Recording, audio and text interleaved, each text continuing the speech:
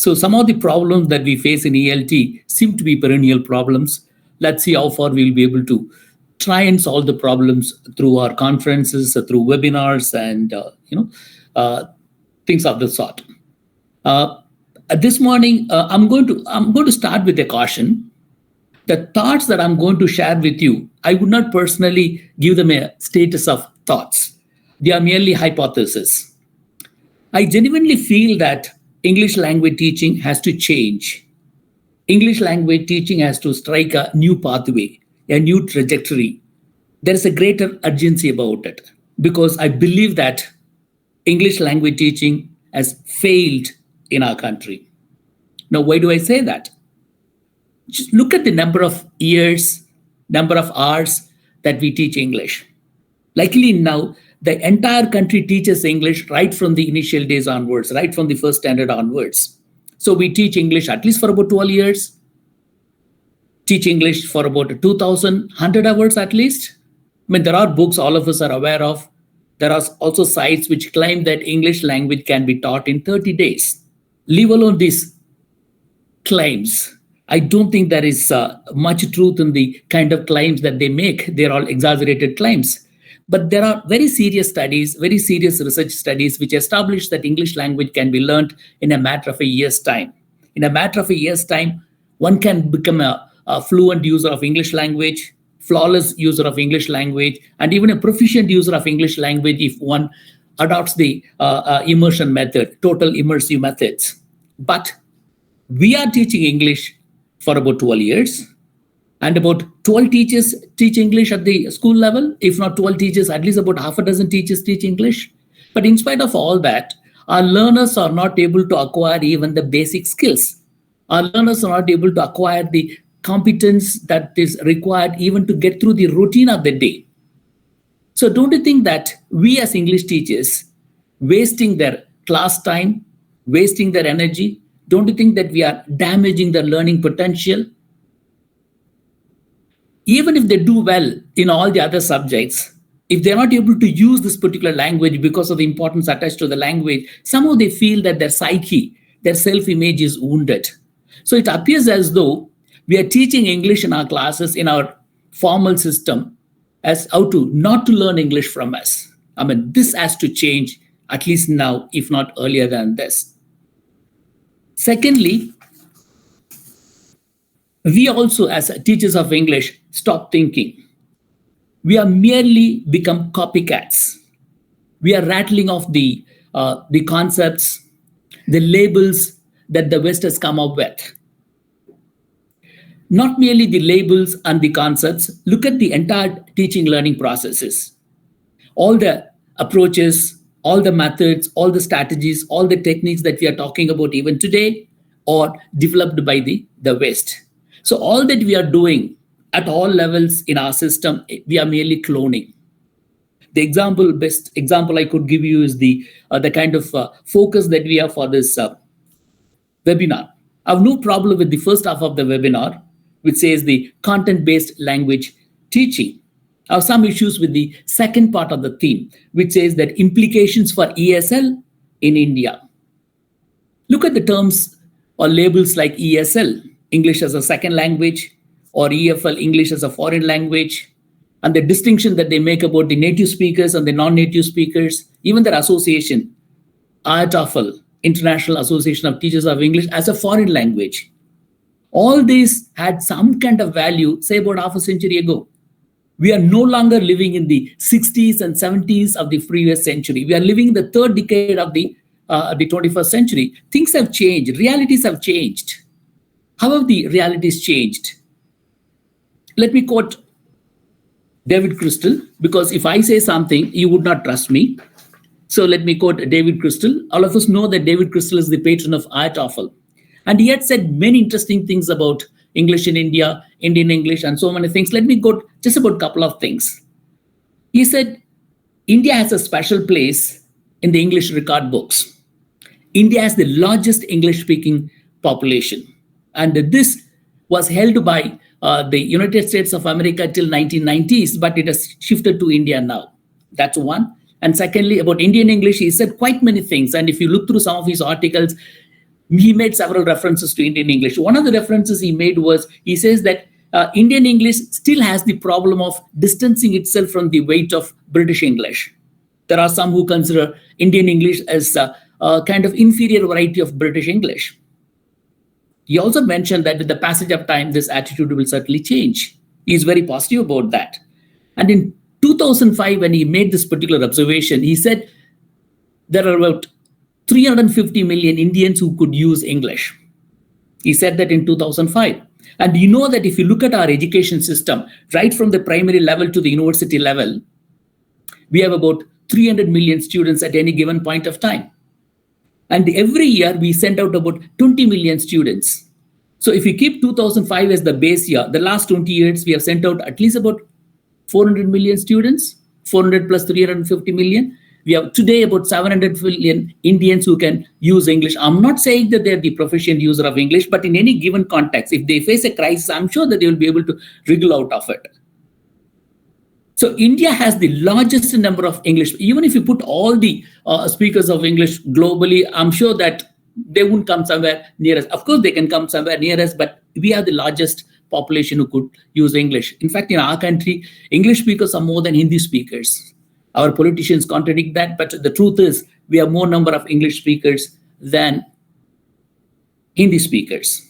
And another important factor is more number of Indians are getting into the inner circle. Obviously, I'm referring to Kachuru's paradigm.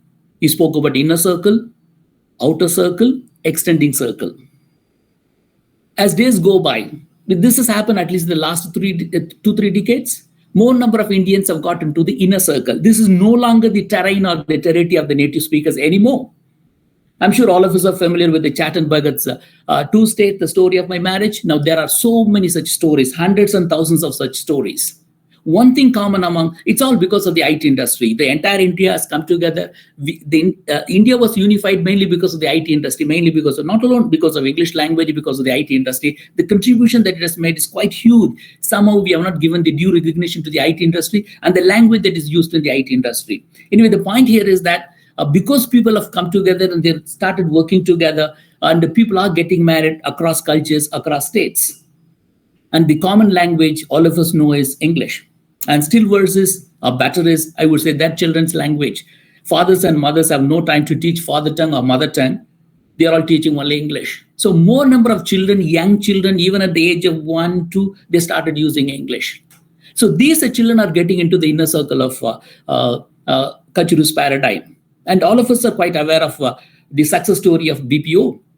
Indian voice echoed all over the globe because of the BPO industry. So all these things, in a way, help the more number of Indians to get into the inner circle. In any typical classroom context, we would have students in the inner circle, outer circle, and extending circle. As teachers, our responsibility is to push the students from one circle to the other. If you find students in the extending circle, we need to move to the outer circle.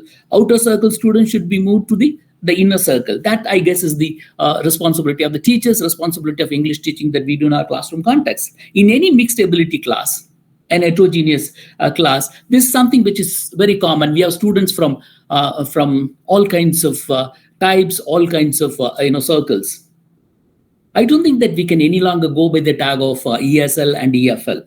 And another important factor, some of it has escaped our attention. We have not paid much attention to it. All the native speaking countries, it's not only the non-native speaking countries, all the native speaking countries have their own ESL and EFL context. They've got their own ESL and EFL ecosystem. Now, why do I say that? Take the example of England. Go to Wales. What's the language that is spoken in Wales? It's obviously Welsh, which is a Celtic language. English, we also is a Germanic language. And if you compare these two languages, there are quite many differences in terms of alphabets, in terms of syntax, in terms of vocabulary, in terms of pronunciation, any aspect of language that you're thinking of, these two languages are quite varied. Move up, you have Scotland. What's the language that is spoken over there? It's Gaelic. And go to Ireland, the language that is spoken is Irish. So how can we say that England is a monolingual country? England is in fact a multilingual country. For some reasons, we have not paid much attention to it. We always been saying that these experts are monolingual country, they would understand the multilingual context like India. But the truth is, every country, not only England. Take Australia, take New Zealand, take Canada, any country that you take, you would have this kind of multilingual context. So they do have some kind of experience of multilingual issues. And if you look at the linguistic competence of individuals, of every speaker, it varies from person to person. Take the native speaking country like England. How many speakers can speak and write like, let's say, David Crystal or Alan Mailey or George Pickering? I'm referring to these names because I personally listen to all these people. They're marvelous speakers and writers. Or take the non-native speaker example. All of us are familiar with Shashi Tharoor. How many native speakers, he's obviously a non-native speaker, but how many native speakers can speak and write like Shashi Tharoor? So how long are we going to hold on to the terms like ESL and EFL? That's my question. And in fact, all of us are quite aware of this particular fact. How many of us thought that Rishi Sunak would be able to become the Prime Minister of UK, or Sanjeev Mehta would become the CEO of East India Company? East India Company, we know it is the torture that comes to our mind whenever we think of East India Company. Today, it is headed by an Indian. The point I'm trying to make here is that if you look at any linguistic system in any part of the world, they always have, or it always has, SL and FL ecosystem. There aren't clear demarcations. It's in a kind of fluid state. So as language teachers, we need to take these factors into consideration, not looking at the tight compartments like foreign language or second language or some other language. And if you take the countries today, we know that there are 195 countries as part of UNO. No country is monolingual today. It might have been the case centuries ago or even millions of years ago. Even that I would doubt. But no country today is a monolingual country. Every country has its own multilingual system. And if you look at cities like London, for instance, London speaks more than 350 languages. These are not the fringe languages, peripheral languages. These are core languages. When I say core language, a language has more than 10,000 speakers. And if you take New York has more than 800 languages. So this is the new linguistic reality, the diversity of languages that we need to take into consideration. So let's not merely go by the kind of labels the Brits mainly created in the previous century, 50 years ago, 60 years, 70 years ago. Okay, can you revisit them? Can you reimagine them? Only then we'll be able to do something of our own. And I'm looking at the contents. The first part of the theme of the webinar, we know that right from the initial stage onwards, we in India heavily depend on the literary context. And at some level, Professor Ariharan referred to the poem Daffodils. When we teach Daffodils or Tintanabe or Ancient Mariner or Kubla Khan, one can quote any number of examples. When we teach these poems, do you think that our learners are able to make much sense out of these things? So I think we need to radically revisit the contents that we are making use of right from first and right from initial stage onwards. The contents we choose should be inclusive, and our learners should be able to media conscientious, very sensitive, and they need to be alive to the contemporary context. They need to know what's happening around them. And that's the kind of content that we need to think of. The content should be relatable. The content should be experienceable, not only imaginative, but even realistically. Only such context would make sense to our learners, not some contexts which are quite unfamiliar. Even at the initial stages, when we are going to talk about daffodils and things like that, even if they can associate with the jasmine, as Professor Ariharan referred to, or some other poem, I don't think that they'll be able to visualize what really a daffodil is. And the content of the poem. Even today, when we read the poem, we find it difficult. We ourselves find it difficult to understand it. So how do you expect the learners to make sense out of these things? So definitely the content, content is one area we need to definitely very seriously think about. So the content that we choose should be all inclusive. And content should also have this here and now value. That's extremely critical because our students live in the present. Our students at today's generations are not living in the past. They are living today. So that here and now is extremely critical. Instead of moving from this is the general tendency in English language teaching, we move from the past to the present. Can we reverse it? Can you go from the present to the past? So what happens in the previous system is that by the time we come to the present, we are exhausted. We are 50 years behind, or we are 100 years behind. What's the point in our learners knowing about the, let's say, Alexander the Great, or Ashoka the Great, or the Akbar the Great? What's the point in knowing all these things? And they need to know the grades and the verse of today. It is that which is going to make sense to their lives. It is that which is important for them. So no longer there is any, I'm not saying that we need to totally ignore the past. All the point I'm trying to make here is that, can we get the learners to live here? Can we get the learners to live now, that is more important. And the contents definitely should be drawn from different walks of life, from different domains of life. We could draw contents from, let's say, politics, sociology, business, economics, and today science and technology. I mean, all of us are quite aware of it. I don't think that I need to say anything about the kind of revolution that AI is doing to us the last 1 decade or less than 1 decade. And our learners should be able to talk about Chat GPT. If they're not going to talk about it, they are dated. Even the students at the high school level, may not be primary level, but the high school level, they should be talk about the Chat GPT and the controversy between Chat GPT and a bot, Google bot. And Noam Chomsky called it high-tech plagiarism. And Narayana Murthy of Infosys, yesterday he spoke about it. And some of the universities have banned Chat GPT. He says that there's no point in banning them. We need to include them, and we need to see how we could make use of, and how we could rise above the issues that we are encountering with the Chat GPT. So our learners should be able to be familiar with that. And they should be talking about the past.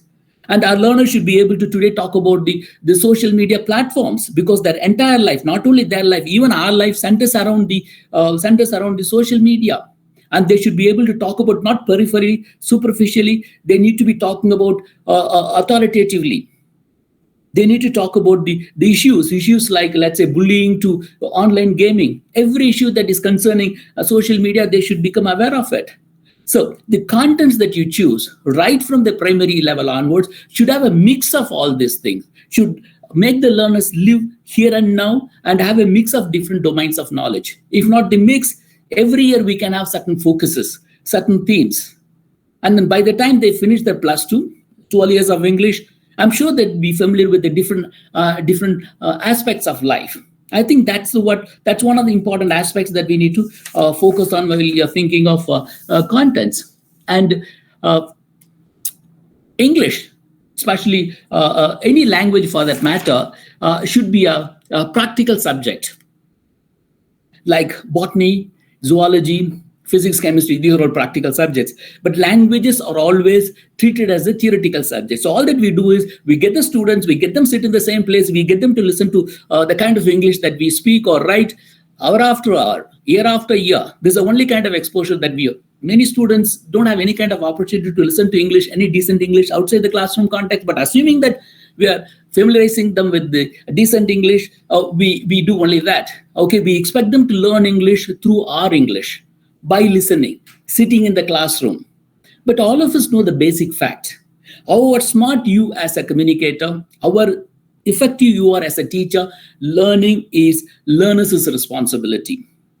Language learning can happen only by using, not merely by listening it. Any language that we want to learn, we need to get the learners to use it. Otherwise, they won't be able to learn it at all. So English, or any language for that matter, has to treat it as a practical subject. It's not like like a physics lab or any science lab for that matter. We know that they are given the theoretical input. They're expected to put that theoretical input into practice so that knowledge is crystallized. They're able to integrate the input that they've received in their science classes.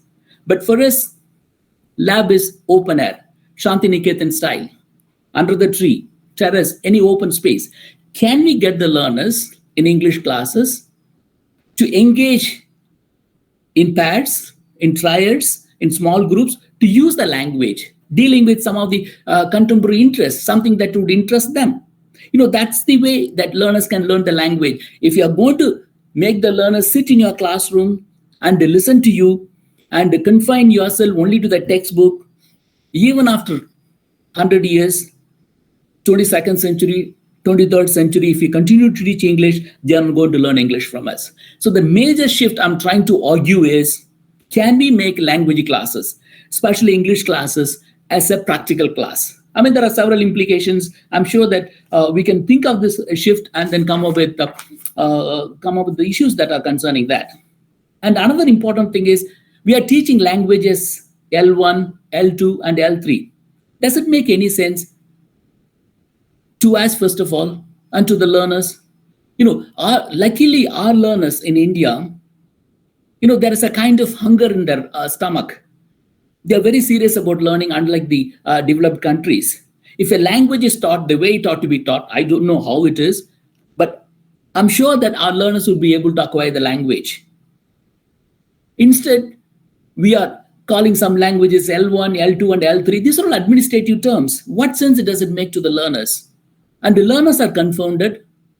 Learners, in fact, create an attitude when you call some languages a third language, because they feel that language is not so very important, so they don't have to pay much attention to it except getting through the exam that they write. Beyond that, they don't find any kind of relevance of the L3 language and the things of that sort. So let's not confuse the learners using the administrative terms. Instead, perhaps what you can do is, this is just one of the hypotheses that I would like to come up with. Instead of teaching languages L1, L2, L3 in a linear way, can we aim at teaching languages simultaneously? Can we aim at the simultaneous acquisition of language? Now, what do I mean by that? If you take a state like Kerala, for instance, you have, at the school level at least, you've got separate Malayalam class and you've got separate English class on any given day.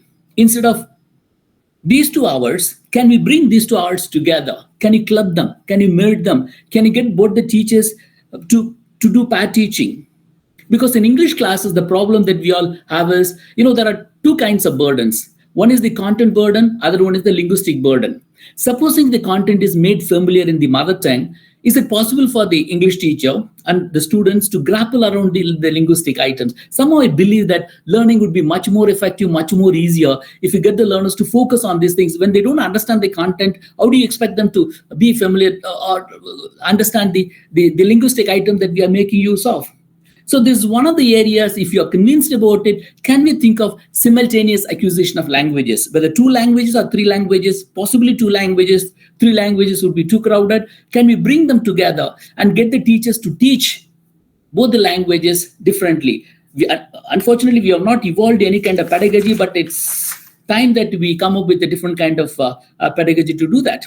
And lastly, can we do away with textbooks? Because all of us know that textbooks are restrictive. Textbooks are limited.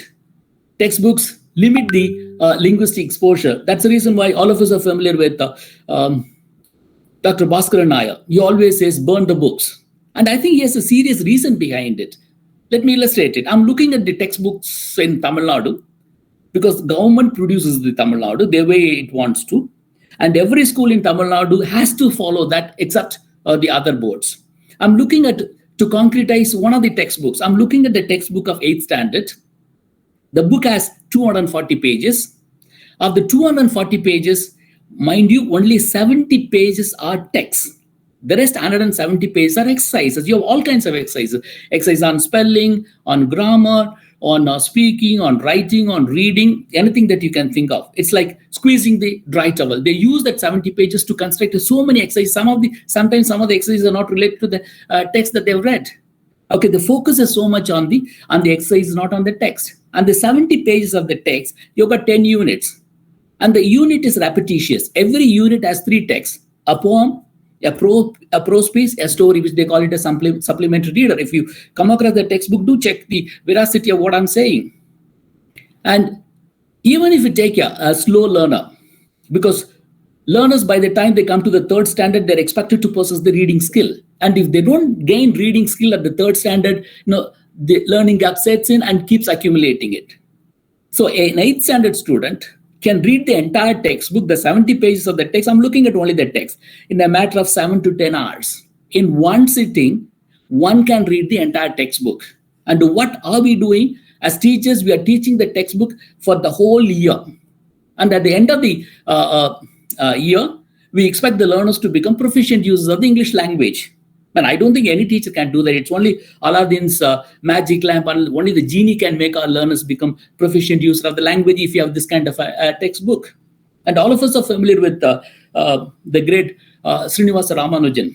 It is said that Ramanujan referred to only about two or three books, mathematical books, and they helped him to become the mathematical genius. But the same Ramanujan, when he appeared for the intermediate exam, he failed in English. He scored only 38 marks out of 200. Not only in English, he failed in other subjects, but that's not our concern, but he failed in English. So the point I'm trying to drive at is learning a subject and learning a language, learning English. These are two different things. I would say totally different things. A subject can be learned even using a textbook, even one single book. But a language cannot be learned using one single source, especially when using one single textbook. It's highly routinized. It's repetitive. It's a drab. It's boring. You can use any kind of term to describe the textbook that we have in all the boards, I would even say. So the textbook is a serious concern, and we need to get the learners to read when they want to acquire any language. It need not necessarily be only English. It can be their own mother tongue. We need to get them to read extensively. We need to read them quite widely. And importantly, they need to read for pleasure. They need to read for joy. They need to acquire the language unconsciously more than consciously acquiring it. You know, when you want to acquire something, there are two ways of acquiring it. Knowledge or language, whatever it may be. One is the conscious acquisition, other one is the unconscious acquisition. So unconscious acquisition is the best way to learn a language. Subject may be conscious, but for language, we need to get the learners to read as widely as possible. Even the mother tongue, I'm sure that we understand it's a matter of concern. There's no doubt about learners using it for all kinds of purposes. They get through the day. But when it comes to using mother tongue for serious academic or intellectual pursuit, and our learners fault. So even the mother tongue teaching, because of the experience that we have in languages teaching or English language teaching, we need to in a way do something about the mother tongue teachers as well, which is very backward. Be it Malayalam, be it Tamil, be it Hindi. I think that's one area we need to seriously look into it to see that the entire teaching of languages, that particular scenario, that particular ecosystem changes in our country. So I consider English language teachers as a three-tier teachers. One, an English teacher is a teacher, first of all. What do I mean by that? You know, if you look at a subject teacher, maybe history or economics or physics, chemistry, whatever it is, mathematics, you know, they have got for a particular class, they've got a particular area to deal with. And if a teacher digresses from that, I don't think it would be appreciated by the students. Whereas for an English teacher, I don't think the sky is the limit, as the cliche is. Even if you have a prescribed content, you can always relate it to the past, the present, and the future. You've got total flexibility. No other teacher on the earth, this kind of flexibility as a language teacher enjoys. We can do anything, and we call it language teaching. So first of all, we are a teacher. And secondly, we are languages teacher. I don't think that we follow in our country English mainly or English only approach, as was the case in the past. We are allowed to use mother tongue if we feel that mother tongue to be used. But the caution here is we should not attempt to teach English through mother tongue. That's what is happening in most of the schools, especially in rural areas. That's not what I'm talking about. You can use the mother tongue discreetly whenever you require that you need to use it. I don't think that we need to ban English language in our classrooms. And thirdly, we are English language teachers. And today, taking the here and now, the present context, our ground realities, we need to come up with Indian ELT, something that is indigenous, something that is homegrown, something that we as teachers can handle, something that our learners can make sense out of it. That is the need of the hour. You have heard about our learners. The interesting image that I can think of learner is, I heard it somewhere. The attitude of learner today is, the mindset of the learner today is, they would like to arrive without traveling. They are an instant generation. They want everything instantaneously. But knowledge and language cannot be gained instantaneously. We need to convince the learners. We need to cajole them, even force them to say that learning is a disciplined act. They need to invest their time and energy. Otherwise, ChatGPT is going to do everything. The gray cells are going to go waste. Gray cells would really turn out, the white cells or gray cells, whatever you call them, would definitely turn out to be empty. And that's precisely what's going to happen if you are familiar with the H.G. Wells' A Time Machine novel. I mean, he travels into the future and he finds people of 5-year-old IQ, which is likely to happen if we go by all the technological development that are happening around us. As it is, we are losing our physical prowess. And with the GPT and with Chat GPT and the bot, we are going to lose our cognitive cognition, cognitive abilities as well. So there is going to be a kind of intellectual degradation. There is going to be a kind of cognitive crisis that we are going to face. So when it comes to teaching, when it comes to learning language, these are some of the areas that we need to deal with. Let me conclude by saying that let us not treat English anymore as ESL or EFL. Ground has shifted. English is a global language. If you use it, it's our language. And especially in India, we claim that English is Indian language. English is a young Indian language, but of course older than Hindi language. So English is our language. English is a global language. Let's not hang on to the terms like labels like ESL or EFL anymore. And luckily for India, we have had the chance to acquaint ourselves with the language for centuries, more than any other country. At least the last 400 years, we have got the familiarity with the language. So we reached a point where we can come up with our own approaches. We can come up with our own methods, the homegrown, the indigenous, which could be transferable to the other kind of context, even the native speaking context. Okay, if we share the similar backgrounds. Secondly, the contents that we choose. This is definitely a must. We need to move over to that. The contents have to be inclusive, and the prime focus has to be on here and now, the contemporary context. And the learner should be made familiar in today's context, made familiar. They should be exposed to limitless sources and resources. Textbook is just one of the sources, just one of the, I would say, a minimal source that they have. They need to grow out of the textbook. They need to go beyond the textbook. If they limit themselves only to the textbook, I don't think they will be able to learn the language. They can learn the subject, but not the language. Can we, as language teachers, make this distinction clearly? Because somehow we have not consciously made this distinction. All learning is not same. Subject learning is something different from language learning. And we are dealing with the language learning, and that has to be different. And Professor Arihan raised something very interesting about grammar. I've not spoken about it consciously, mainly because just some time ago I spoke about grammar and pronunciation. I consider these two aspects as the evils of English language. They are the stumbling blocks. If you focus on grammar and pronunciation, our learners are not going to learn the language, even if you teach them for 10,000 hours or 20,000 hours, even if you teach them for 20 years or 30 years. That's a fact. And nobody would agree to it, but I think we need to take that fact into consideration. So what I'm saying is, I'm not asking for a course correction. I'm asking for total revamping of, reimagining of English language teaching in our country. I think we need to put our heads together to come up with a very workable, very practical model.